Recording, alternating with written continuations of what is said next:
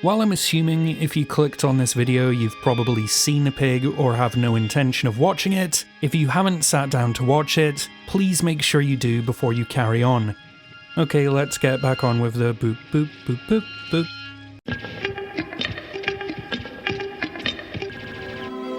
That'll do, pig.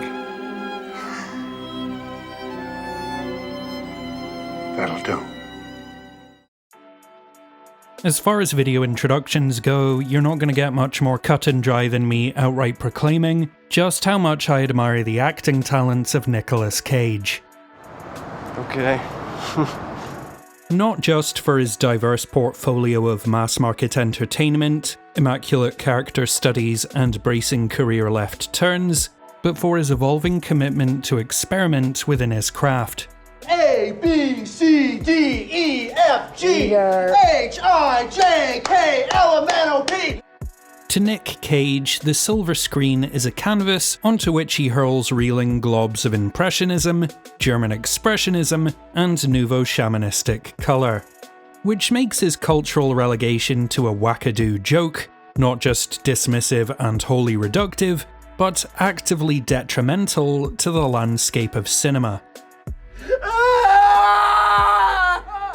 While he's spent the last stretch of his career pinballing between fraught financial affairs and woeful straight-to-DVD snot, every few years a film comes along that gets the critical world proclaiming, "This is the Nicolas Cage comeback we've been waiting for," as if he actually left.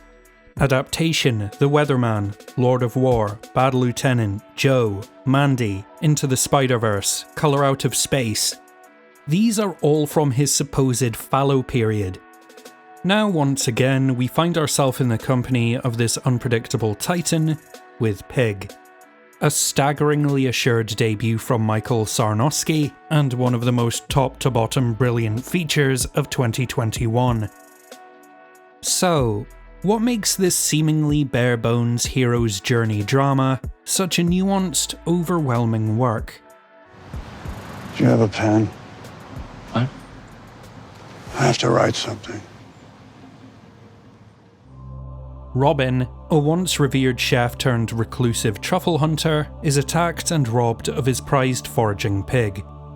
To track her down, Rob must enlist the help of his arrogant business associate Amir and return to the big city after 15 years in the wilderness. They took my pig. What kind of pig? It's a truffle pig. Motherfucker. On its most immediate level, Pig excels as a lovingly crafted, poetic tour through the trenches of grief. We begin with Rob in self-imposed exile long after the death of his wife. As he searches for the one unconditional love that remains, Rob has to retread over the back alleys and sidewalks of a life he continues to mourn. All while Amir and his estranged father Darius also carry with them the burdens of bereavement. Rob holds fast to recordings of his wife but refuses to listen. Amir visits his comatose mother but dare not look at her withered frame, and Darius keeps his vegetative spouse on life support, if only to cling to some semblance of warmth in his anemic existence. Would you wish Dad would just let you die? There's a devastating clarity to how Pig expresses that we can't savour the sweetness of memory without first swallowing the bitterness of acceptance. At last, Rob, Amir and Darius shake out that atrophy of their stagnant lives, finding closure and even beauty in the brutality of circumstance. Get out! Get out of my house! Get out! Now, if all Pig had in its pocket were these lyrical looks into the heart of loss, it'd be an exemplary version of that story. But what of the people who wronged Rob? When did they get what's coming to them? I don't know. Well, as you might have guessed, we aren't dealing with a gun-toting tale of wrath, regardless of how many parallels you can draw between what we have here and a certain swoopy-haired Baba Yaga.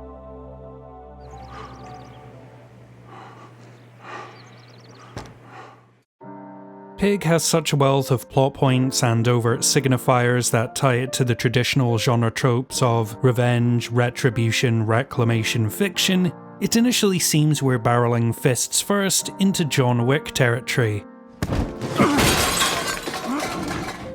Both are ostensibly about a long-retired savant living a quiet existence after the death of their wife, and finding kinship with an animal companion.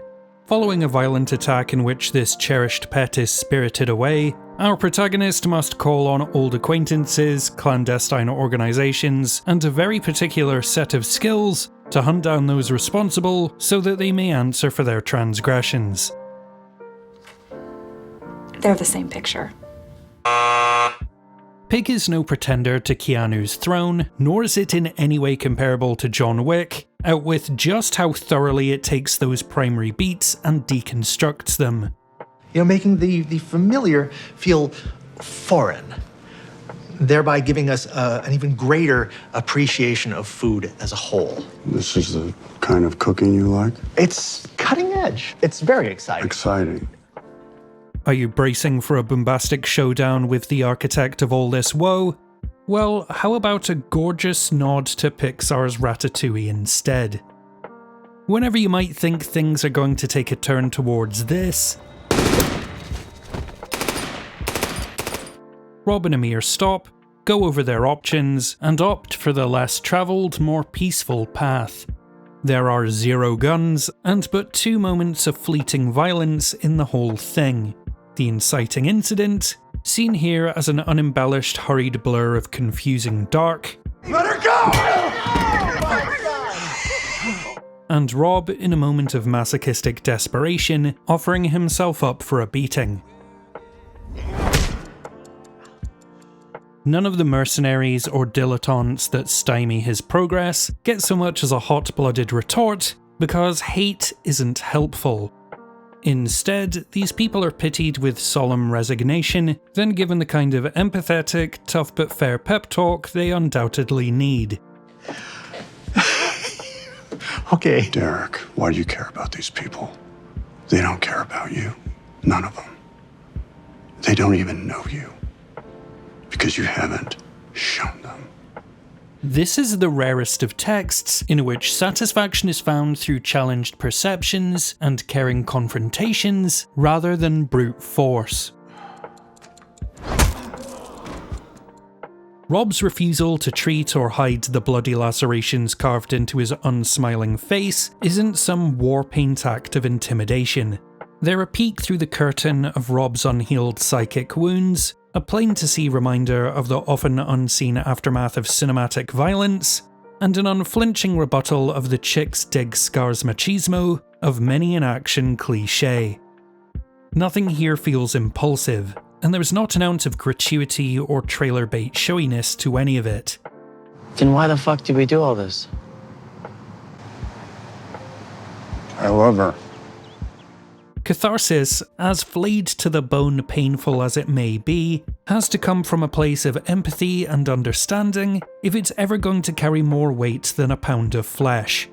Now, none of this is to say that John Wick and its shoot first, existentially ruminate later brethren aren't excellent escapism in their own right. It's just that here and now, for these characters, escapism is the last thing they need. I think I'm gonna walk. You okay? Yeah. It's a studious approach, and one that leads us to Pig's final, ponderous layer. A contemplation of authenticity, art, and the legacy of our leading man.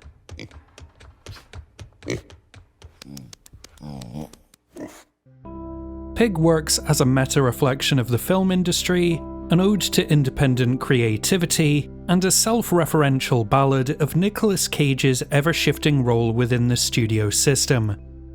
Cage, a once towering figure of commercial and critical success, has spent the last 15 years alienated following several personal hardships, toiling through the muck and mire just to maintain an eccentric niche on the periphery of Hollywood. With the help of an independent filmmaker looking to forge a name for himself out with the nepotistic nothingness of sterile conversation and swanky lofts, The two must navigate a sprawling network that bows to Cage's legend, but is now homogenized to such an extent that it barely resembles the place he left. All the while, once wide-eyed upstarts sell out to the major studios, who in turn try to co-opt the indie darlings, without understanding that their freedom from bottom-line focused thinking is what keeps them alive. This all tracks with Cage's description of the studio system as a cult of fear, and syncs up with Pig's open-ended questions regarding our relationship with the art we consume and the importance of originality. Is authenticity in a creative space worth dedicating our very being to, or is it a commodity to be swapped out for a more commercially viable, passionless alternative? Every day you'll wake up and there'll be less of you. You live your life for them and they don't even see you. You don't even see yourself. Is it something we each have to dig through the dirt for, scooping away until we uncover something that matters to us? Or can everything and anything be reduced to background noise or a distraction? A car stereo tuned to classic FM, as if to justify the tacky opulence of its neon exterior. Something so potent and elemental in the appeal. In the end, as Rob and Amir engage in the creation of something with purpose and profundity, we look upon the joy of art that's crafted and consumed with care and appreciation, leaving behind an emotional aftertaste that'll linger far longer than the meal itself.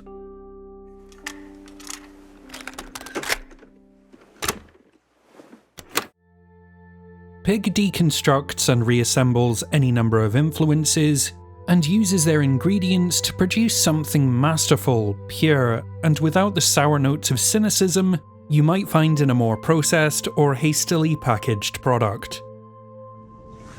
I'm looking for my pig. Between Rob's apocalyptic screeds and the classical DJ pontificating on the longevity of great composers, between the unseen women whose memories haunt every waking moment, we aren't here to find elegance in permanence. Maybe it's the ephemeral nature of things that make them beautiful. We don't get a lot of things to really care about. Whether you engage with its deeper themes or stick to its compelling central conceit, Pig is a bountiful buffet of weighty ideas and unbridled humanity. One that'll leave you with plenty of food for thought.